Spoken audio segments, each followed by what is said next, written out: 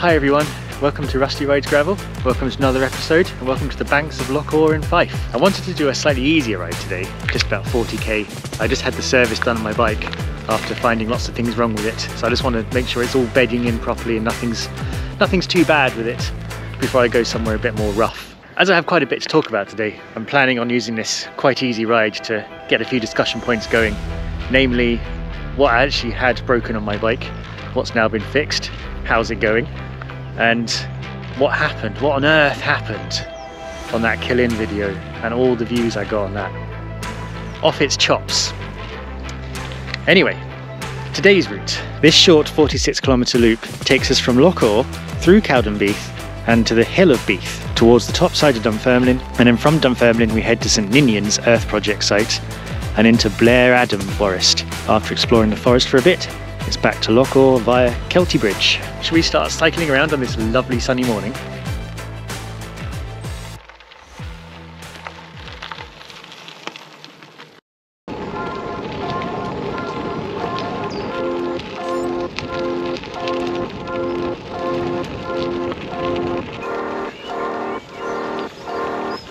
So that's us leaving Loch now. I've actually got another video that goes around there and explores that area, so check that one out if you want to see more of that great route.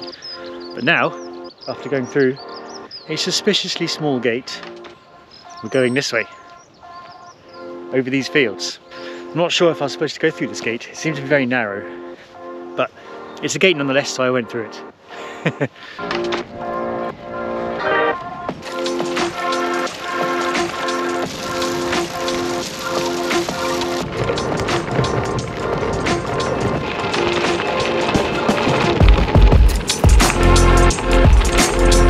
At risk of spoiling what's coming up later about what's been done on my bike, I have to say having a new tyre on the back is amazing. You forget just how much grip you had and how much you've lost as your tyre gets bald.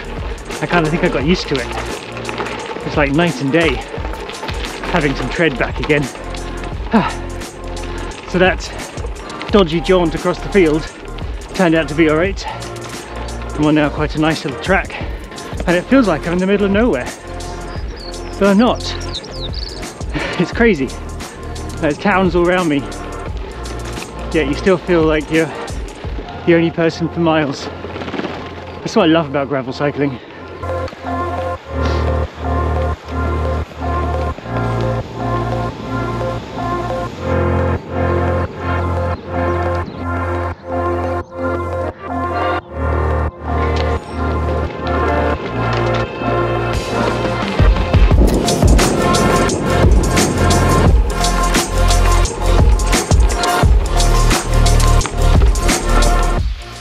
So we've been doing a nice bit of off-roading between villages and roads and stuff.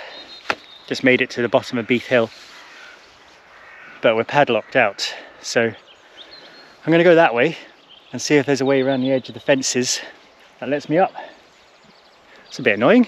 All right, we found a way through, but it's through that really narrow deer gate. So a bit of bike Jenga was required. Good.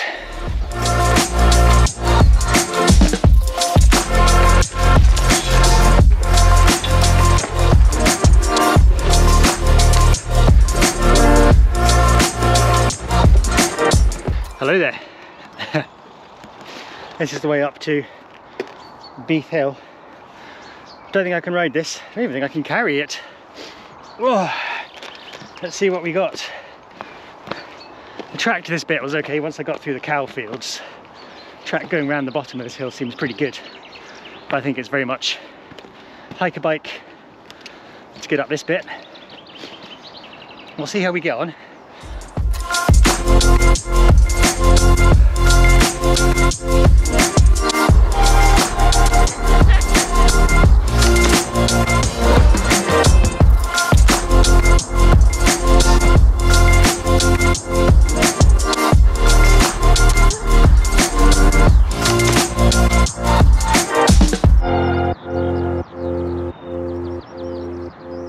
So we're just on the edge of Beath Hill, and I thought I would just go over what went wrong with my bike and what's been fixed. So I mentioned on my last video that there was a bit of a rattle and movement in the front wheel. So I took it into Criterium Cycles and had a little blether with Paul. And while I was blethering with Paul, Keith took it, gave it a once over, like a no obligation quote type thing. And he found out the following things: front bearings, rear bearings, chain, rear brake discs, headset bearing, wear on the rear cassette, brakes are going to need bleeding.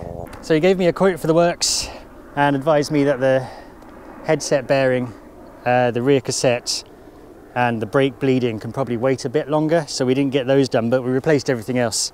So I've got nice new bearings in the wheels, new chain, new disc, new pads on the disc at the back. They were down to metal, so they're all replaced.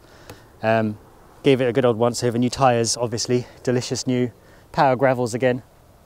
I stayed with the same tyres. I've had good success with these actually. They have good punch resistance, good rolling resistance on the hard pack. I think they're designed as like a dry gravel. So if you're doing like massive mud plugging, probably not the best, but I've had no issues with them. All the routes you've seen me go on them, no issues. So yeah, that got done, same day, picked it up again in the afternoon, no hassle. So thanks to the Criterium guys for sorting that out. This isn't an advert, I did pay for it all by the way. Just want to say that they did a great job. So yeah, bike is now swish, silent running, no rattling at all. It's lovely, really like it. Back to its best. So yeah, next time we go in, it'll be headset bearing, probably a new cassette, brakes get bled, might need new rotors, don't know. But yeah, other than that, tip top. Okay, next stop, we're going to meander our way to St Ninian's Earthworks. You might just better pick it out over there, the old coal mine. So let's go back down this hill and work our way across.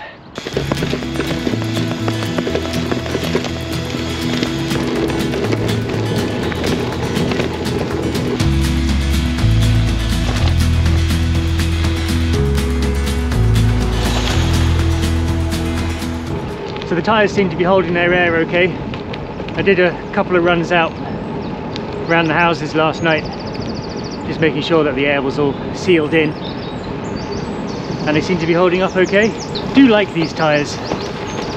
I didn't think I would. I thought they'd be too road biased, but actually they've handled everything I've ever thrown at them so far.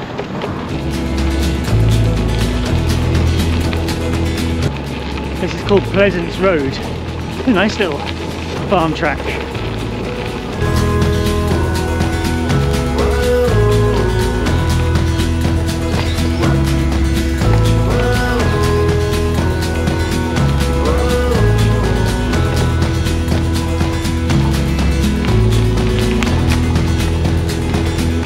Well, they were a fun wood.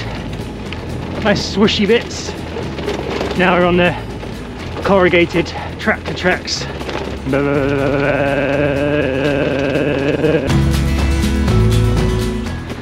I was thinking about the service I just had and the cost of it, which frankly is the same price as a car service.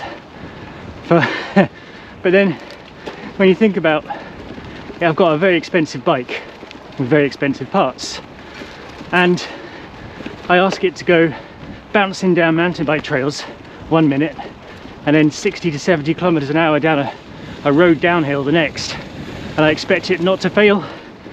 I mean, the engineering that must have to go into that for the bike and the components.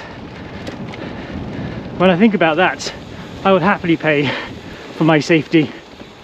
So yeah, the services, when you think about it, a bike should cost that much, maybe even less if you do it yourself. But when I think about what I do with it, I think I'm okay with that price. Better that than a collarbone gone or a face full of gravel.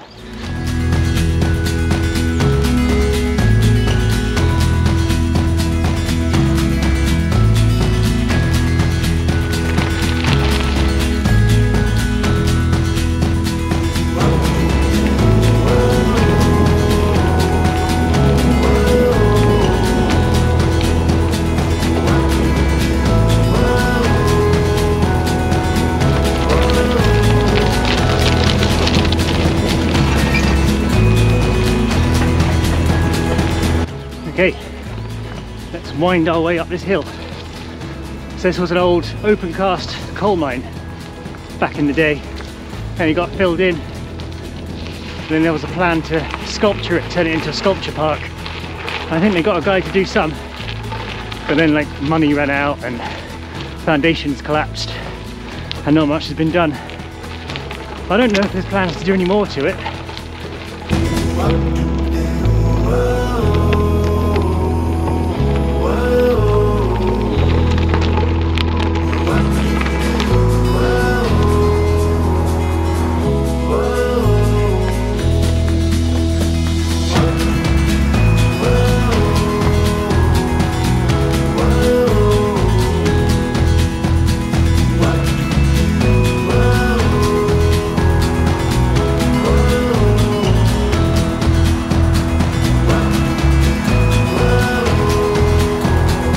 So here we are at the top of St Ninians in the sculptures.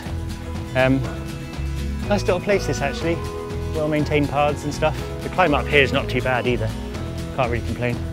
So I thought I just want to talk about my video performance.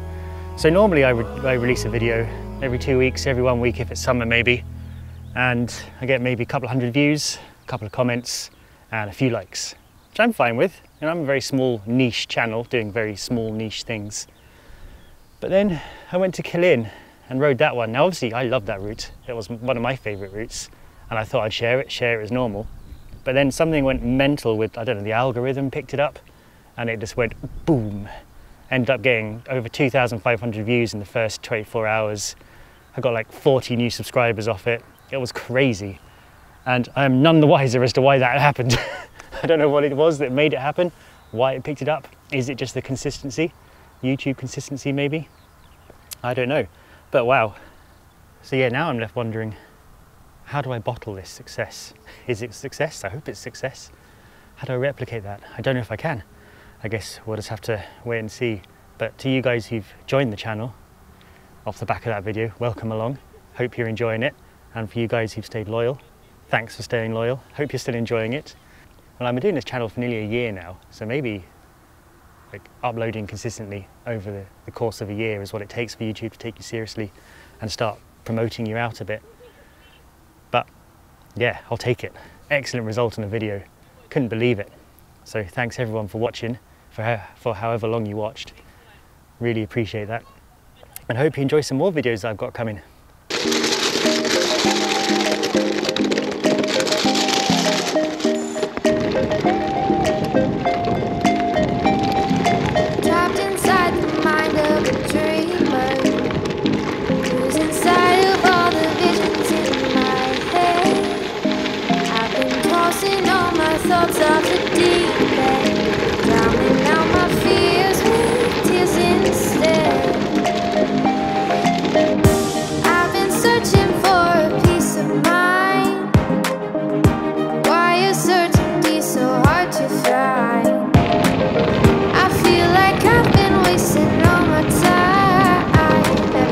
That was outrageously good fun. What a great descent that one is. Definitely testing the new tyres out there. Underground, I've got dreams on my gravestone, no flowers to be found. So, St Ninians area complete. Now we've got a bit of a punishing 7%er or so, average, to get out of here to go to Blairadam. That's a nice area there, just scooting about in there. I recommend that as just a day out by itself, just exploring casually. Nice. Teeth clean, yep. No energy bar in them, good. Let's go up that hill. One caveat I would give to this place, as I'm panting my way up this hill, is like the terrain is made for like quarry machinery and not bikes. So the cobbles and the gravel are occasionally quite big and bumpy. So just be ready for that. Just remember that all my routes are on Komoot and my profile, and you'll find that in the link in the description below. Don't forget to go and check them out. Save them for yourselves if you like it. I keep screaming, shouting, this is my battleground. Though I'm trapped inside the mind of a dreamer, my fears can't hold me down.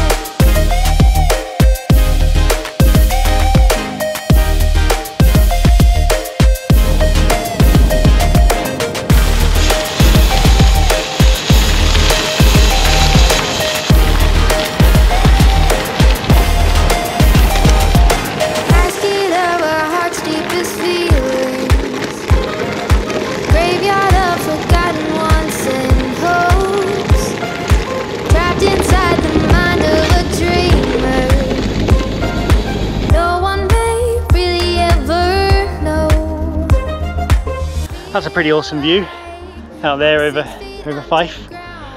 So, just to plug my own work, ridden up that hill, ridden around there, and ridden over those. So check out the videos if you want to see the routes around them. Today though, we're just skipping past fallen trees again.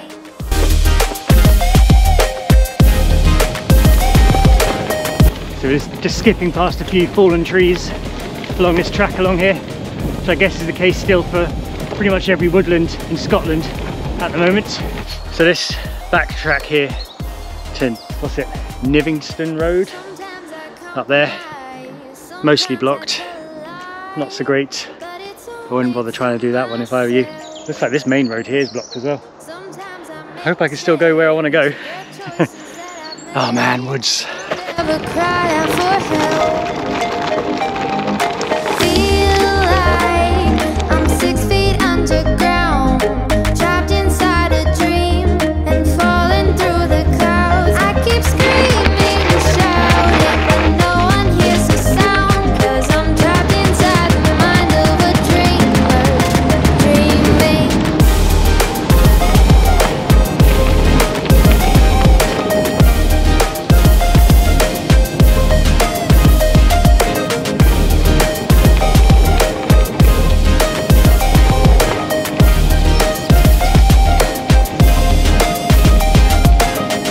So here we are then, back at Loch where we started, 45 kilometres later.